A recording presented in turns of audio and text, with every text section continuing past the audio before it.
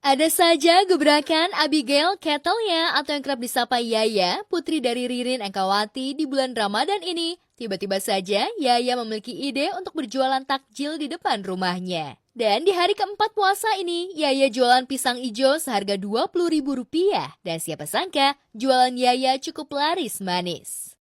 Ya, idenya diawali emang dari Yayanya yang pengen menyalurkan hobinya dia.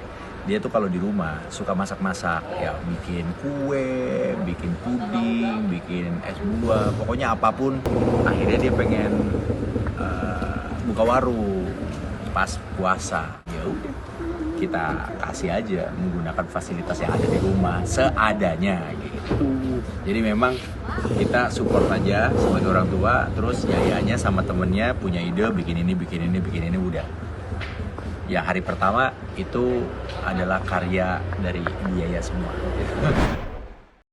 Ya, sebagai orang tua, Ririn dan Ibnu Jamil sangat mensupport kegiatan Yaya. Dan sebagai bentuk support hari pertama Yaya jualan takjil di awal Ramadan, Papa Ibnu, ayah sambung Yaya, menjadi pelanggan pertama.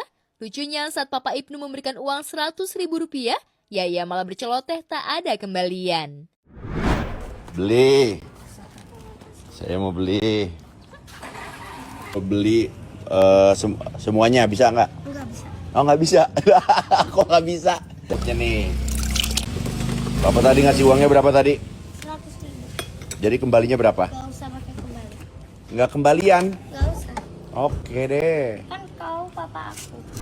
Kalau segala sesuatu berkaitan dengan kreativitas kita support, senang-senang aja sih, lucu aja kita ngelihatnya. Dia emang anaknya kan nggak bisa diem gitu. Kadang bikin apa. Dulu pernah kita juga ini bikin apa? Kuku ya, mani-pedi di sini. Dia buka jasa untuk membuat merapikan kuku, gambar kuku. Beberapa hari berjualan, untung yang diperoleh Yaya memang tak banyak, namun tetap saja Yaya happy. Lantas benarkah modal Yaya menggunakan uang ampaunya untuk modal usaha jualan takjil? Dari uang dia kan kemarin dapat uang ampau ya nak, gongsi dia dapat uang ampau, modalnya dari uang ampaunya dia beliin modal buah-buahan, terus alat-alat yang lainnya juga, sirupnya. Ramadan rasanya tak afdol jika tak menjalankan ibadah sholat tarawih. Itulah yang dilakukan pasangan Thorik Halilintar dan Aliyah Masaid. Ibadah tarawih Thorik dan Al yang akrab disapa berlangsung khusyuk di kediaman mereka. Belum masukin buah ini.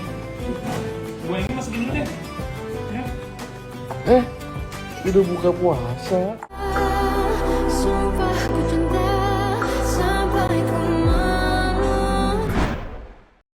Yang menarik, momen yang dibagikan di sosial media pribadinya, Thorik dan Al melibatkan putra sematawayangnya Ahmad Arash Omara Thorik, juga karyawan rumahnya untuk menambah kehangatan suasana Ramadan.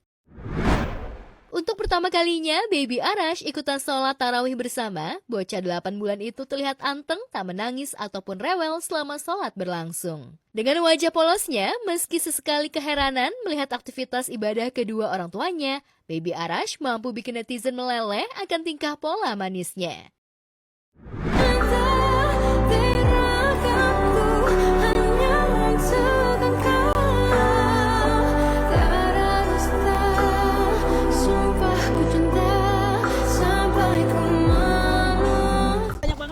Wah itu banyak banget fansnya juga sekarang kalau jalan kemana-mana juga yang diteriakin udah Arash. Padahal kan nggak ada Arashnya ya. Sekarang dia belajar untuk duduk, terus dia belajar Dia belajar merangkak. Meski begitu, ada saja netizen yang tak suka dan mencari celah kesalahan suami Al itu antara menggendong sang putra sambil sholat. Saat kami jumpai di pesta ulang tahun Aminah semalam, baik Thorik maupun Al enggan merespon kejulitan netizen yang tak mendasar. Perihal banyaknya salah paham sama Aras dong, mau tahu seperti apa? Sebagai ibu aku juga. Jadi anak soleha berbakti.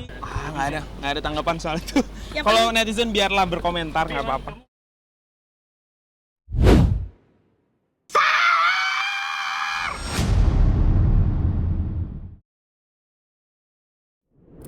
Kenakan mukena coklat lengkap dengan sapu lidi di tangan, Natalie Holscher teriak bangunkan sahur warganet.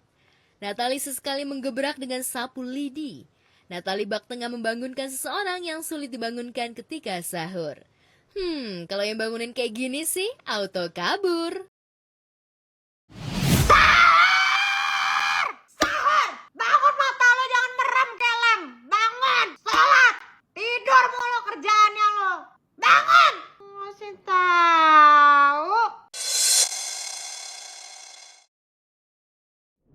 Tak hanya itu, Natalia mengajak putra sematawayangnya Azam melakukan persiapan umroh, juga bikin salfok sekaligus adem warganet. Mengenakan tudung hijab syar'i, Natalie dipuji cantik dan didoakan kembali menutup auratnya.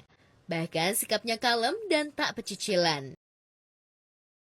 Sementara Azam tampak kalem dan menggemaskan seolah mengerti apa yang disampaikan pemateri saat pembekalan ibadah umroh.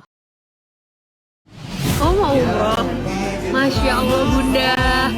Masya Kira-kira akankah Natalie bakal kembali mengenakan tudung hijab seperti harapan warganet setelah pulang ibadah umroh ke tanah para nabi Mekah Al-Mukarramah?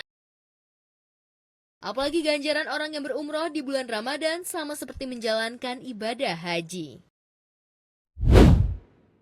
Kok bisa sama janda? Nah, begini aku kasih tau, janda ini janda spesial.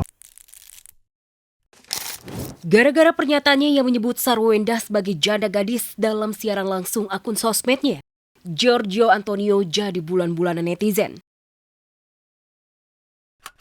Ya, pernyataan ini langsung memicu kritik pedas netizen, lantaran dinilai terlalu berlebihan dan menyinggung perasaan, terutama anak-anak Wenda.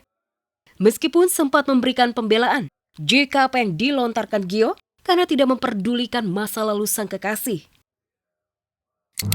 Mamio itu orangnya baik, hati, apa adanya, pekerja keras, sangat sayang sama anak-anaknya.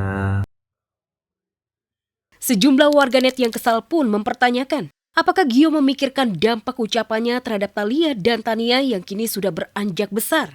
Tak puas dengan penjelasan Gio, netizen yang kesal justru menyindir Gio numpang hidup. Yang bilangin aku mau coba kasih lihat lagi kamu seperti apa. Kita ketemu, kita lihat kamu itu siapa. Jodoh itu kan kita nggak ada yang tahu ya. Udah jalan Tuhan gitu, gimana caranya Tuhan kasih. Tapi kalau misalnya disuruh aku kayak cari terus tidak gitu. Ya, hubungan Wenda dan Gio memang berliku. Sebelumnya banyak netizen yang mendoakan berjodoh. Namun seiring berjalannya waktu, tak sedikit yang menghujat mereka. Bahkan netizen pun membanding-bandingkan kehidupan Wenda dengan Ruben Onsu. Bila Wenda kasmaran dan seolah kebelet nikah. Lain halnya dengan Ruben yang justru tampak menikmati hidup lebih tenang menjadi single fighter. Bersama Betran, Ruben pun membagikan kegiatan buka berdua. Meskipun beda keyakinan, tetapi Betran menunjukkan kasih sayang dan support pada sang ayah yang menjalani ibadah puasa di tahun pertama. Bahagianya senang banget, gak bisa diungkap kata-kata. Allah maha tahu gitu, Allah maha mendengar dengan semua apa yang kita minta gitu.